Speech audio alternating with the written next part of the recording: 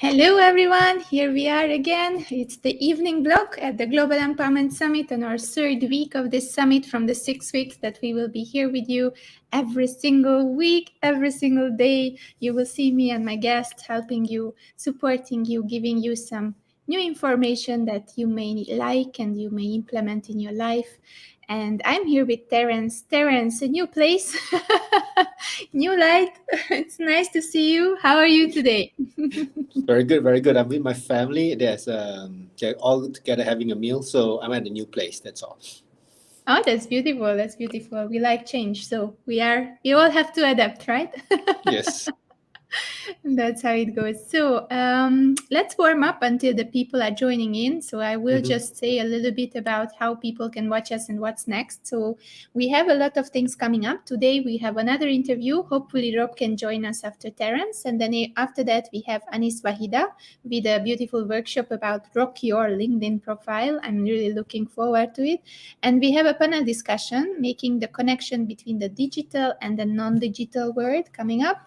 And we end the day with Clubhouse. So if you would like to join us, we are every Wednesday and Friday on Clubhouse from 10:45 Singapore time.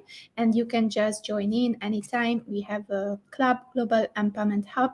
And then you can just join in and check out what's up in the room. And this weekend we have also a lot of things coming up, a lot of workshops. I will not go into the details because we would like to share a lot of things with you with Terence. But we have our first opening networking party, which will have a lot of surprises in it. And I would really suggest you to join in, just try it out and have some fun, dance a little bit. Maybe we will have some music and we can also have some, new friendships, new connections. So, Terence, it's all about relationships today. We are going into a topic which is very close to my heart. All-time baggage, bitterness from past relationships and childhood. This is something that it's really important. Why did you think that this topic would be nice for the audience to bring up? Do you see a lot of people asking about it, or what was your motivation? It's not about people asking about it as well. It's like a lot of people are unconscious about it. When you talk about unconscious, it's like they don't know why they're angry. They don't know why they're sad. They don't know why they're frustrated, but they just, explode out unintentionally, expressing too much anger towards such a small thing all the time, such as that, or being very insecure, or being very control freak. There's all this behavior has to do with past baggages, but people do not know that, so they thought that's normal. Until they know all this, then they can normalize it. But all these behaviors affect relationships, affect workplace, affect parents, affect kids. And then it carries on as what they call a generational curse, because what happens with the parents, it happens with the kid, and it goes on the next generation, and so on and so forth.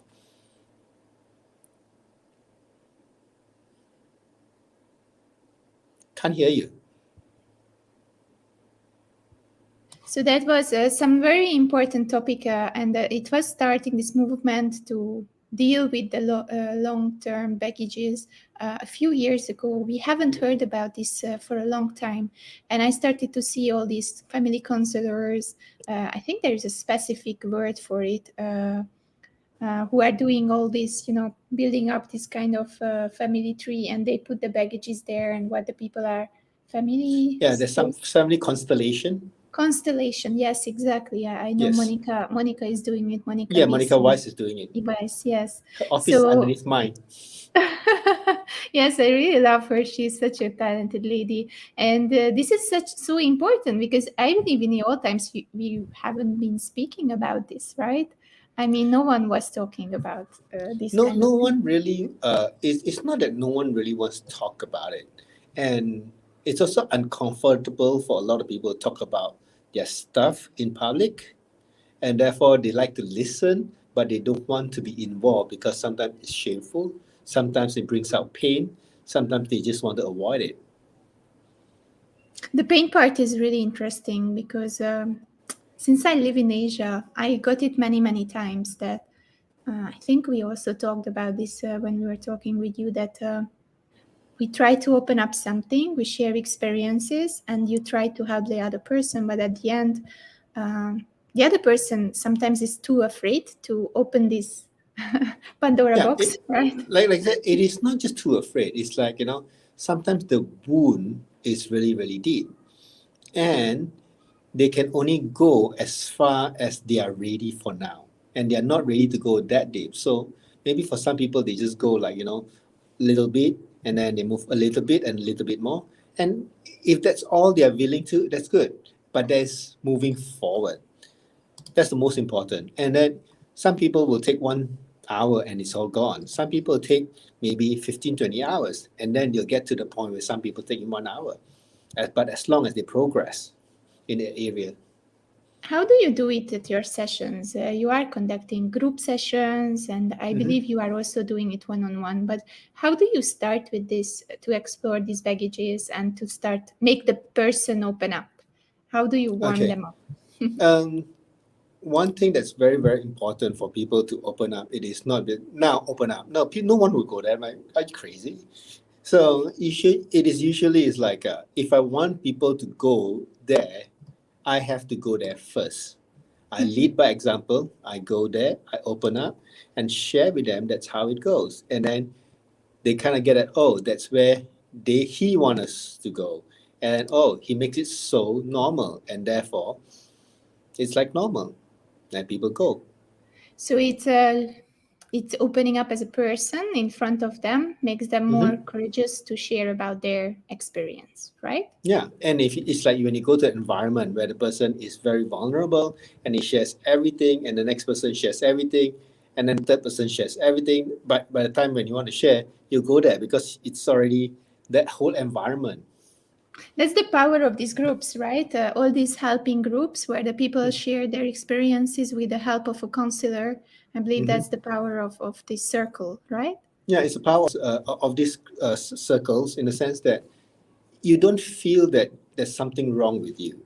And then everyone also experiences that. Then when you see that everyone is experiencing what I'm experiencing, then it normalizes, and then, it's not just me. I don't have to hide anymore. Everyone is talking about it. So it becomes, okay, I am now have the courage to share the pain. And that must be a beautiful thing to do. But it's also, I have to ask this question as a counselor or as someone who is dealing with this. Do you have a baggage from doing this, like yourself? Do you carry a baggage after you are talking to all these people, all their problems? Is it heavy on your shoulders after you receive all this? To me, it's not heavy on my shoulder in the sense that I don't take on their baggage. I share my own stuff, and then when I share my own stuff, I just share how I feel with my own stuff, the stories I make up by my own stuff, and with all this going on, then as you say next, who else has something to share? That's it. It's about everyone sharing their stuff, but it's not like I work with you to take on your stuff. Interesting. Let's divide this conversation. Mm-hmm. So the first part, let's make it about the past relationship. So what are the Mm-hmm. baggages? What is the bitterness that people can take from past relationships to, I guess, the present relationships? Okay. Usually, you must understand that the context for baggage it's usually triggered by pain, and the pain is remembered in your body. So it is a trauma that is remembered in your body. It's just like when you touch a hot kettle, then you know that when you see something hot, you want to avoid it. Naturally, it's because your body remembers that it was very painful. So when you talk about baggage, it is sometimes it will appear as lying. Why do the person lie? Because when the last time they tell the truth, they got hurt. So lying, they did not get hurt. So they lie in a relationship. Some of them have this thing, it appears as what they call trust issues. Because the last time they trust the person, they got hurt, they got lied to, they got betrayed. And therefore, they start to don't trust anyone. And it might appear like that, but just because they got hurt. Or because like the last time they saw someone fight or their parents fight, then they now come up as, oh, I don't want to have conflict. I pretend everything is fine. I just shut up and sweep it under the carpet. So everything is fine. But because there's so much things swept inside, and therefore these are new baggage, old baggage all built up. And it comes out as anger or comes out as disappointment, as many, many things. And some of them, there is even like fear to commit because the last time they went in, hits in, and they got hurt so badly. Now they say they take longer time to commit because just in case the person is there to hurt them, so they take very, very long to commit. So it's also a sign of baggage. And there's things like from jealousy, control issue, insecurities are also sign of baggage because it's like they were so sure of themselves and they got hurt and then now they're just unsure. I just want to greet the audience. So Yes, Mariam please. is here, sending a thumbs up for us to Hi, support Mariam. us. Hi, Mariam. Very nice to see you. And we have Elena again. Elena, hi. Nice to meet you. Hi, Nice to Alina. follow.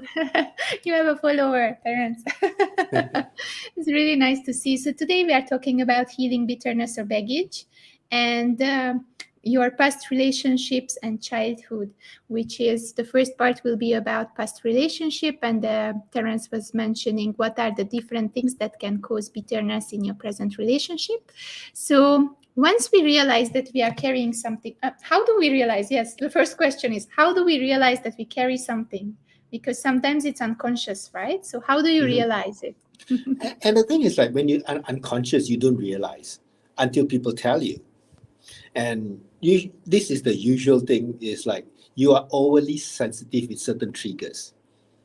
And usually it's emotional triggers of past hurt. It's either like you are extra anger over certain issues or extra sad over certain issues or extra protective over certain issues. That doesn't make sense logically.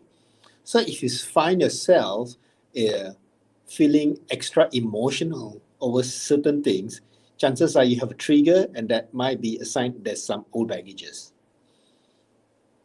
Okay, so we have to see what are the different, I mean, something weird is happening to us. Emotionally, we get into a different state. We are Mm-hmm. anxious, we are a little bit more excited. Anything can be like emotional change. And then after you realize this, you can watch for the triggers. The next time it comes, you try Yeah, to analyze and then you see, okay, this is the thing. yeah. Example is like usually mothers are good triggers for people. It's like, your mother can say something out of the blue, and then suddenly you just get very, really angry at her for no reason. That's an emotional trigger. If you don't know what I'm saying, you should know by now. It's so funny. Yesterday, I was watching The Sopranos. We really love this old movie. It's about a gangster family from the old times, and there is the mother of the main character, and it's every single time the guiltiness, the everything what she does. It's like kind of triggering the character. So it Yeah, was it is just like, reminding. you don't care about me anymore. You go out and what about me? What about who's going to take care of me? Some people use guilt, and then that's it. They're triggered. That means they'll drop everything else and just to handle that guilt with the mom. So that's kind of a baggage. And like because of that baggage of mom, and sometimes you did not complete that with mom, therefore you attract a person, which is either male or female, that will recreate mom for you to heal. So they'll still use the same guilt to just, you get as frustrated with them as well. And it's really an interesting circle that you if you don't realize, then you start to do the same thing, because if it's a mom or if it's a family member, it's starting with you when you are young, so you don't realize that you will do the same in your relationship or with your own children maybe. And there is Definitely, the saying, I definitely. will never do this, I will never be like my mom. They say they never be like my mom. Of all the people I work with, all of them that they say they'll never be like the person, and then they do the same thing to their kids unconsciously. Out I of really almost 10 out of 10. I really love this, but it's also the relationship, right? If you are really dependent on your partner, it can also cause this kind of symptoms that you are carrying something, and in this dependent relationship, you will not be able to how you say that, get out of the situation Yeah, or change. that is about codependency, where some people play victim and some people play hero. So and then yeah, and in some relationship is some there is no gender bias about it. Some women play the hero to save the man out of trouble. Some men play the hero to save the woman that's always in distress, and therefore the relationship works. It works until one of the victim decides, I don't want to be victim anymore, and then the hero has no role to play, and therefore they don't know what to do with the relationship. They stop or they walk out because they can't be the hero anymore. It's so interesting. What are you using as a tool? Do you have some tools? Just if someone who is a coach watching us or someone who is in this field, maybe they can get some tips from you. What are the tools that you can use, or games, or situation games, or anything that you use in a coaching relationship with your clients? When you want to make them aware, when you want to point out that here is a trigger, what are the things that you can use? Actually, there's no one specific tools. There is a lot of what they call frameworks.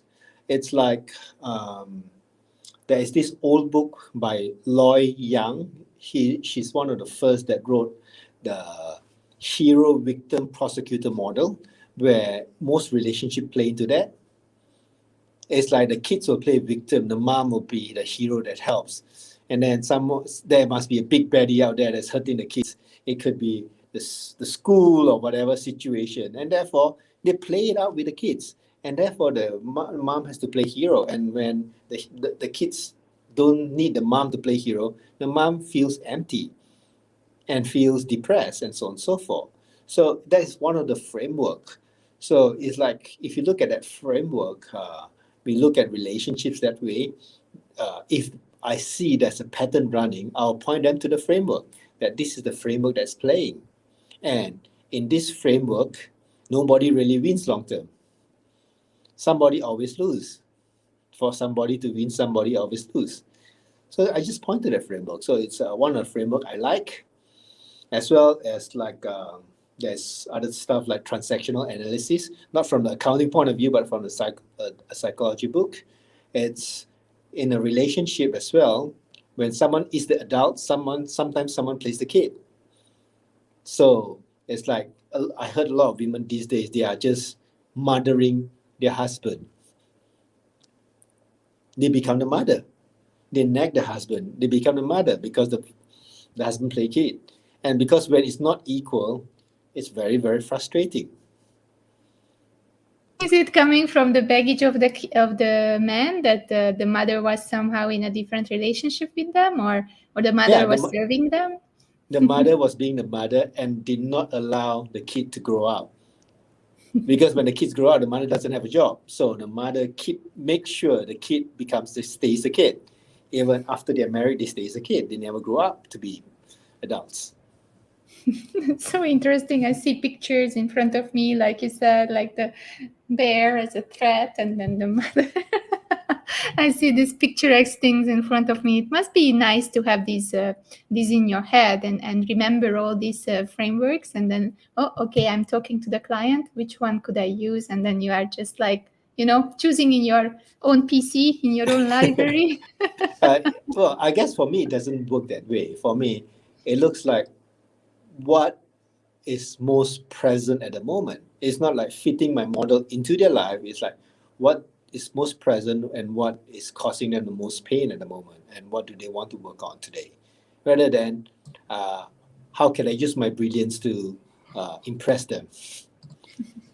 I love that you also do the Mars and Venus coaching, and I wanted to talk about this because we haven't talked about this in the previous interviews and sessions.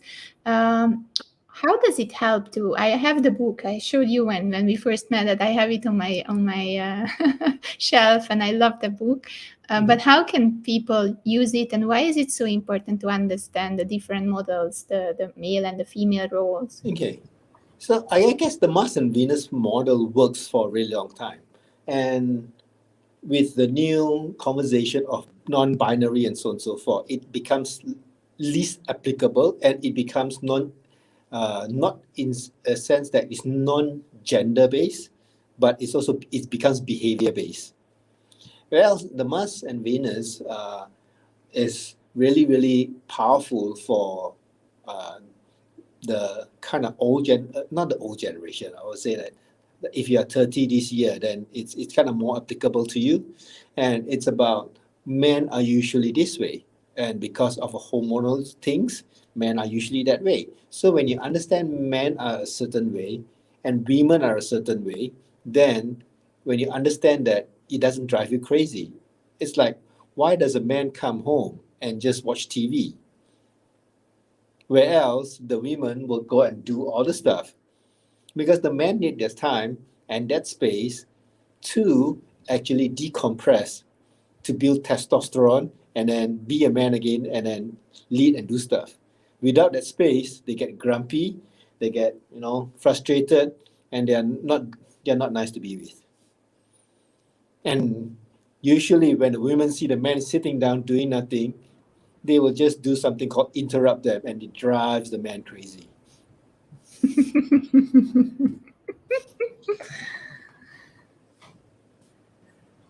So we have a comment here from Mariam. She's saying, well, I believe from my past experiences, relationship, don't expect too much from anyone and stop being too much dependent on someone, and be patient and forgive as much. So don't expect too much from the other one. Stop being too much dependent, and be patient and forgive as much. What do you think about her comment? Well, it's kind of like it's almost from a space of like, if I'm single, I'm fine conversation. And well, it is not opinion based. It's like, honestly, I feel that if you can take care of yourself, provide for yourself, then and you're happy, great. Your partner comes in and make you happier.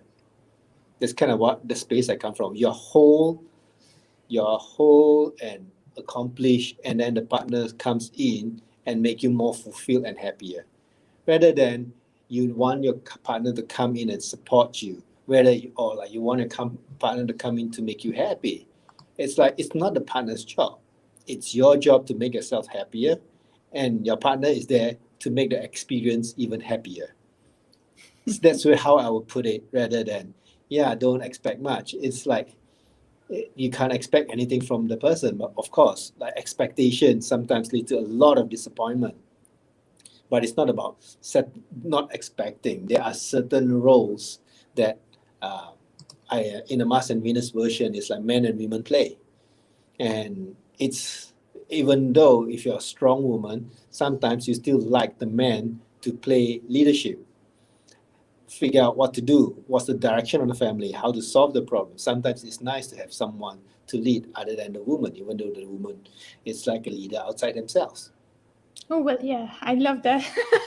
Sometimes I can relax, and when you are a maximalist and professionalist and all these things are coming into the picture, it's really nice just to lean back sometimes and then to look up to the partner and like, okay, solve this for me, please.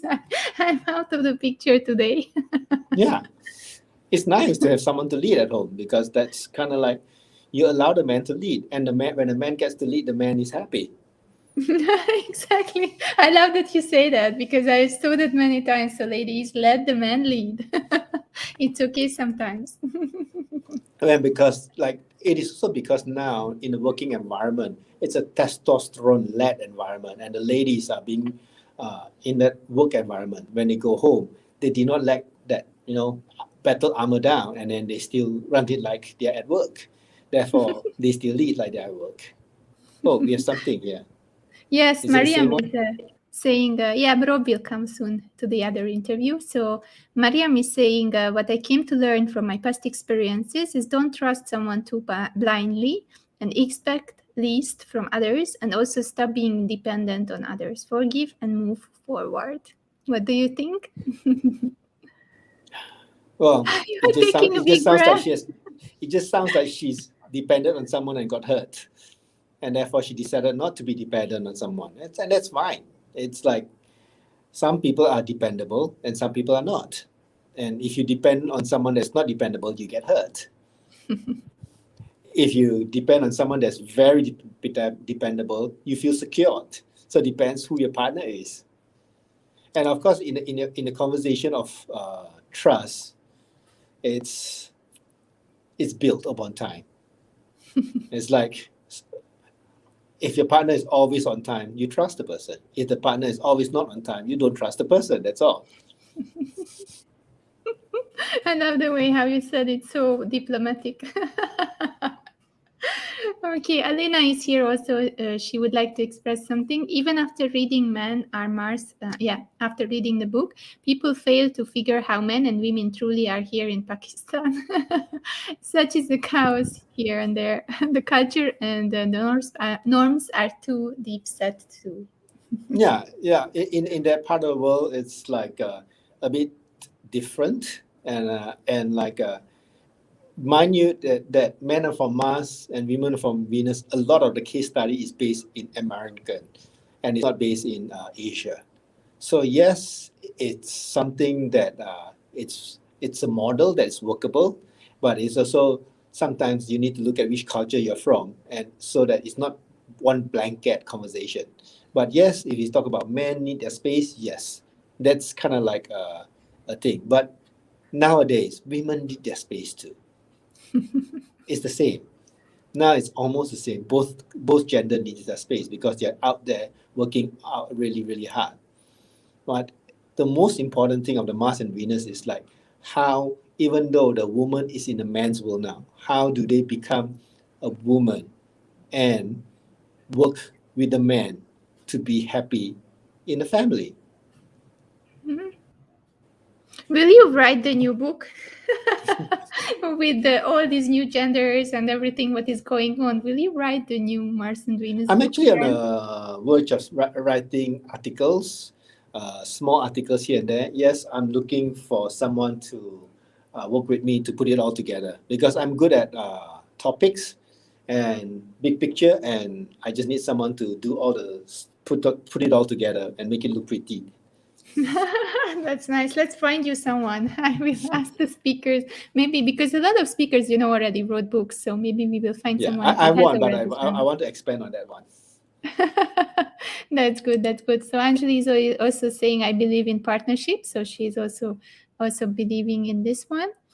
And I see Rob coming up. So maybe I will bring up Rob if he's ready. I see he's reading something in the background. I don't know whether he's hearing us, but I will bring him up just as a surprise. And let's ask him what he thinks about the baggage that we carry in relationships and from our childhood. Hi, Rob. How are you today? We It's on. cannot hear you. Let's unmute you. Okay. How about now? How do I sound? Good, perfect. I will introduce you to Terence. Terence, this is Rob from the other side of the world. Hey, Terence. Hey. How you So doing? we are talking about relationships and the baggages that we carry from the past or from childhood. What do you think about the topic? Oh, I love it. I mean, it's like, everything from the past, it creates who you are today. So it's necessary. And a lot of times we frown upon the things that we didn't necessarily like, but it's those things we didn't necessarily like that really helped shape us for who we are now and gave us the strength. I was actually reading something yesterday. It said, if you don't ever go through anything, you'll never be able to go through anything. If you don't ever go through anything, you'll never be able to go through anything. The people who go through life trying to avoid pain and struggle, the moment pain and struggle happens, they don't know how to deal with it. But if you embrace what you've gone through, learn what you've gone through, now we got something. Like you said, it's like going through pain is what made us who we are today. And as well as with that pain, it also creates the trauma that makes us want to avoid that pain again. Yep. But then if you look at parenting these days, they cover all this up and so don't let their kids experience any pain. So the kids are really, really inexperienced in handling that. Yep. So very, very good to have you, Terence. I believe we still meet a lot of times because we still have some sessions coming up. And it was really nice to have you here. And thank you, Rob, for jumping in and giving us your perspective. Absolutely. And Terence, let's just celebrate that relationships can be good. If anyone wants to reach out to Terence, then please reach out and I will show the name again so that you can find him on Facebook. And tell me one more time your Instagram handle so that the people it's can Intimate in Love. Intimate in Love. Don't forget, reach out to Terence. He's the go-to guy if it's about relationships. So thank you, Terence. Have a beautiful I'll see you evening. then. Bye-bye. And join your family. Bye, Terence. Bye. Bye. So, hi, Rob. How have you been today? Oh, I'm doing fantastic. I can't complain. I woke up breathing, so that's a really good start.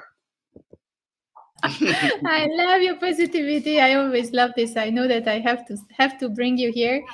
We have some viewers in the audience, so I will just reset the room. So we have Anjali, we have Alena, we have Mariam, and we were talking about relationship until now, but we will talk about habits now. So let's talk about habits and especially automations. I will just mute you until the mics are getting used to each other. So let's talk about habits. Even maybe we can start in the relationships so that we are bridging over to our topic. What do you think? What are the habits that couples can take on that could help them to work and function better? Well, the first thing is, this is experience. This is not theory. This is not theoretical rhetoric. This is like practical things that I've seen and done, and I've seen the fruit of it. So a good habit, number one, would be listening. It's interesting to talk about a habit of listening because it's something that we think we're doing every day. We're hearing it every day because our ears give us the capacity to hear. Sound waves come in, registers in the brain. There it is. But listening is a different thing. Listening is deeper. And then you can go deeper to active and empathetic listening. But having a habit of listening will then give you the ability as a couple to really hear each other. And a lot of times divorces and separations and fights happen because people just aren't being heard or they're feeling like they're not being heard. The moment someone feels as if you're listening to them, they become more open. That's what we want in relationships, to be open, have open communication. We got 2 ears, 1 mouth, so we should definitely do twice as much listening as talking, right? And so a good habit will be listening.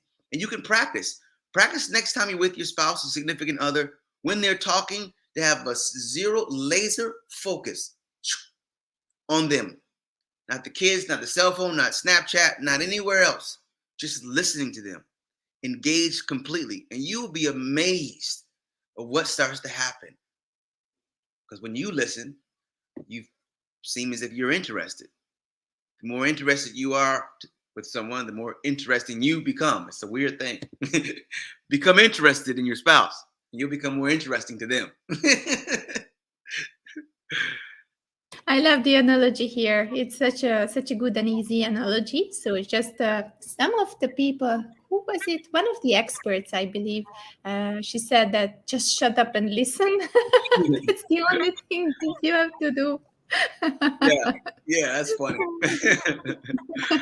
Listen. Whenever you have a problem, shut up and listen. That's so nice. So I will mute you in between because there is a little bit of interference, and then I will unmute you when your turn is coming up. So Rob is someone who I met through LinkedIn. We have never met before, and ever since we met, I just love his positivity. And even though he had a very exciting day today because he just got another position and he's working in a new place, he's here and he's taking his time to show up and to share value with you. So Rob, I'm super thankful for this. Thank you very much that you're taking the time. And explain a little bit more about your topic, which is about habits and automation. Thank you, Andrea, and thank you for this wonderful summit. This is bringing people together and educating them, enlightening them, empowering them. It's freaking amazing. And we got the ability with the internet to do it globally. So Global Empowerment Summit, here we are. It's fantastic. And I think one of the things that will really empower people is that they really begin to understand habits and automation and how they coincide. So I talk a lot about habits and I talk a lot about automation in business, but habits and automation are very similar. You think of a habit, well, 90% of what we do every single day, and we don't even know we're doing it. It happens in our subconscious mind. It happens automatically, right? But we have a 10% of our mind, which is our conscious mind, that can actually control that 90%. We have more control than we think. So habits and automation are very similar. If you have good habits in your life, you have a good marriage, you have a good community, you have a good work life, good family life. If you have good automation in your business, you have good processes, you have efficiency, you have better productivity, you'll be able to meet compliances. The reason, because automation in your business, when you automate things the right way, now you can actually get more things done at a faster rate. So habits and automation are very, very similar. If you have good habits in your life as well. If you have good automation in your business will run well. And habits and automation coincide with your intention. So you have the intention to put the right processes in place in your business and then automate and streamline them.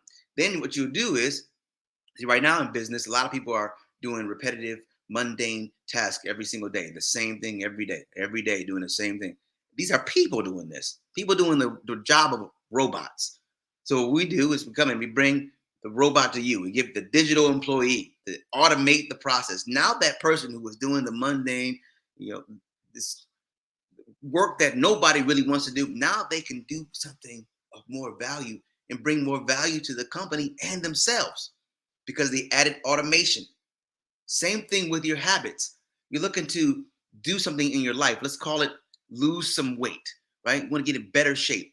Well, if you put the right habits in place, like let's say picking the time to go to the gym, meal prepping for the week, right? Deliberately drinking more water, right? Adding fruits and vegetables to your diet. If you do that and make that a habit, you'll start doing it automatically. And then what will happen to the person who then puts these great habits into practice, you start to eat the beautiful fruit of your labor. So it's all about your intention. Habits and automation are similar, but it's all led by your intention. So what are you going to do? I love it. I really love the theory, and I was just putting the link of your full workshop into the comments so that if the people would like to rewatch it and revisit what you were saying throughout the 50 minutes that we had with you, then they can do that. So I just pasted it in the comments. Please, guys, scroll over later. in business, we haven't talked a lot about the tools what businesses can use, and I know that you are also in this field. So just a little bit about the tools. If you could list a few that are available online, what people can already like check out and use in their everyday business life, what would be those? So I'll start on a micro level. So on a micro level, there's things like for your social media, you can automate a lot of these processes with things like Hootsuite. And if you want to see what other organizations or other platforms are similar, type into Google, like for example, type in Hootsuite and then type Verse, VS. And what will happen is it'll show all the other companies that are like Hootsuite. You can do this with any type of platform. You type in the platform and you type the word VS, Verse, and it'll show you all the comparable competitors. And the reason for Hootsuite is it allows you to be able to get your social media post up, to get your message up on multiple platforms, and you can schedule it out. You have things like Zapier that allows you to automate a whole lot of different things, a whole lot. I mean, just about anything you want. These are micro things. Email, of course, email marketing. You don't want to be sending out emails every single day, but you need to be sending out emails every single week. But you don't want to be the one typing up emails and sending those emails out. You want to actually schedule that out. You want to block time out, and you got platforms like Constant Contact, Aweber, Get Response. There's a bunch of them. Again, type that into the search and type Verse. You want to automate your email marketing. Why? Because you want to be communicating. You want to communicate with people that are interested in what you have. You can't in today's age, you got to communicate. You got to get about 50 to 60 touch points before people can really know, oh, this is a real person. It's true. And they say it takes about 7 to 15 times for people to make a sale, for people to see your stuff and for someone to actually take their credit card out. But that's someone who's interested. People who have no idea who you are, you got to continue to keep touching them and talking to them. So email marketing is important, super important. All right. That's the micro level. On a macro level, like what we do with Simply Automate, we automate business process like onboarding, offboarding for HR, data extraction, invoice processing. Nobody needs to be doing invoices. We literally had a lady who was doing 100 invoices a day by herself, just doing them. Her eyes were falling out of her sockets of her head. Okay, we took that away from her. The woman was crying. She's crying. Now she can do things of more value and bring more value to herself, to the company, and not do that stress work. Think about processes that are repetitive. They got to be done. Anything that's done on a keyboard, it can be automated. And this is not about taking jobs from people. This is about taking the crap jobs away from people, okay? Because humans, listen, it was cool in the beginning of the 20th century doing robotic work. Like, we were happy to be putting a candy on a conveyor belt, candy on a conveyor belt, candy on oh, that was awesome. We were happy. And then Henry Ford came along and gave us $5 a day because he added the assembly line to making cars, which actually that created the middle class because it created jobs and boomed the economy. That was cool. We were happy then. That was 100 years ago, folks. Welcome to the 21st century where humans don't have to do robotic things. So your goal is to get educated. Don't just go out and buy stuff, though. That's Andre, I'm going to say this. Don't go out and just buy things. That's the one thing that we do. We see something shiny and we're like a moth in a flame. Ah! No, don't be the moth in the flame, okay? Don't do that. Instead, do your research. If you do your research, trust me, the right automation will change your life. The same way the right habits will change your life. I just put in the chat, Lucy and the Chocolate Factory. I don't know whether you all know that. It reminded me on the automatic work of Lucy and the Chocolate Factory when she's there and trying to, catch up with the audience. Yes. Yes. I think it's so funny. I would love to try to share it. Let me see whether I can do that, because normally it should be possible on this platform. So let me go to share my Chrome tab, because if we just play a little bit, you will understand what Rob is talking about. I mean, This is just a funny presentation of how things work. Officer takes each piece of candy and wrap it in one of these papers and then put it back on the belt. You understand? Yes, sir. Yes, ma'am. Let her roll! Let her roll! Well, wait here. Somebody's asleep at the switch. What are you doing up here? I thought you were downstairs boxing chocolates. Oh, they kicked me out of there fast. Why? I kept pinching them to see what kind they were. This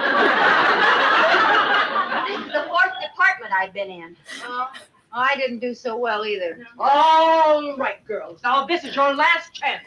If one piece of candy gets past you and into the packing room unwrapped, you're fired. Yes, ma'am. Let her roll!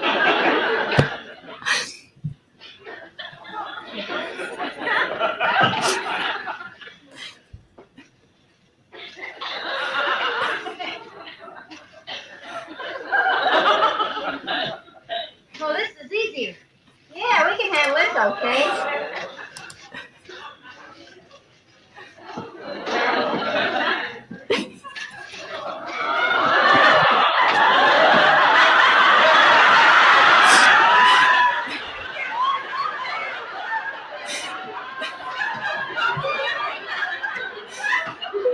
Listen, Ethel, I think this is... I think we're fighting a losing game. I had to play this. I mean, she's one of my favorite. When you said automation, I had to play this. That's a great clip. That's a great clip. So yeah, those are the things that nowadays it's not necessary to be done by humans. We have some machines who are doing it, and instead of that, we can do the job where we can really use our brain and we can really be more creative, right, Rob? That's it. Use our brain and be more creative. That's what we were designed to do. We were created. There's two things for humans: to create, and that's our here. Create and co-create.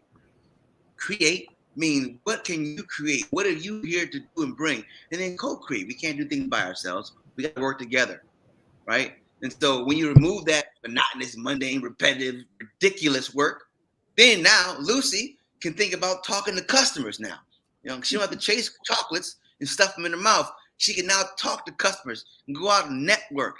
You know, do things that brings her heart joy. I know Lucy likes to talk. She'd rather be doing that than boxing up some chocolates and paper. I just love Lucy. If you have time, guys, in the audience, and you really have a bad day, just look for Lucy. He has a lot of things from the old times, and she was very famous back then.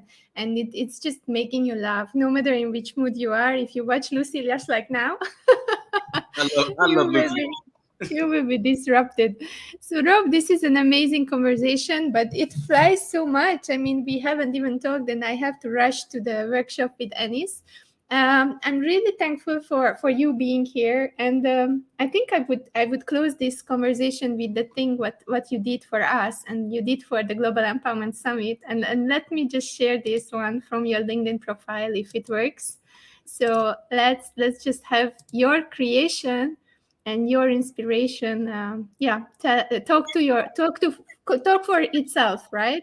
Yeah. So let me see. Whether I can play that now. Okay. Global Empowerment Summit, man. Global empowerment all across the land. Global empowerment is what we do every single day we come through. I thought you knew. Global Empowerment Summit, man. Global empowerment all across the land. Global empowerment is what we do every single day we come through. I thought you knew. Every single day we come through, we empower. Understand what you do every single hour. Every second that you believe and that you breathe, you can give somebody some love and they succeed. It's global empowerment all across the land. Global empowerment, that's the future plan. The future is the present. The future is what you do today, man. That is the essence. I just love this. Thank you very much for doing this. This was Andrea, such a good surprise for me. I didn't know that you do this, and then you posted it, and I was like, wow. well, thank you for doing what you do. And I meant what I said too. The future is what you do today. Everyone should know that. The future is what you do today. The best way to predict the future is to create it. But the present is the gift. That's why it's the same word. If you type the word present into your phone, you'll get the gift. If you type the word gift into your phone, you get the gift. And the way to open that gift is to live now. I just love you, Rob. Thank you very much. I'll let you go to your family. I see your daughter missing you, hugging you, and she needs you. So I let you go. Thank you very much for being here Thank tonight. You, and have a beautiful day. So for all the others watching us, we are heading now to the workshop room. And in the workshop room, we will have Anis Wahida with us. She will teach a lot of tips about how to rock your LinkedIn profile. So I would head over to the GES workshop room if I would be you. So colleague Alina and everyone who else is here, just look at the email that I sent to you. You have the Zoom links already in the confirmation email or the onboarding email or in the schedule itself in the calendar. If you click on Anis Wahida's session called Rock Your LinkedIn Profile, then you can just find the Zoom link there and see you in the workshop room straight away with Anis Wahida in a few minutes. We start in 8 minutes. Thank you very much and see you at the workshop. We have one more panel discussion coming up right after that, and then after we head over to Clubhouse. So full program this evening also. See you very, very soon. And thank you, Rob, for everything what you did. And I'm really, really happy to see you again. Okay, let's go. Let's play the last banner and see you soon in the Zoom room.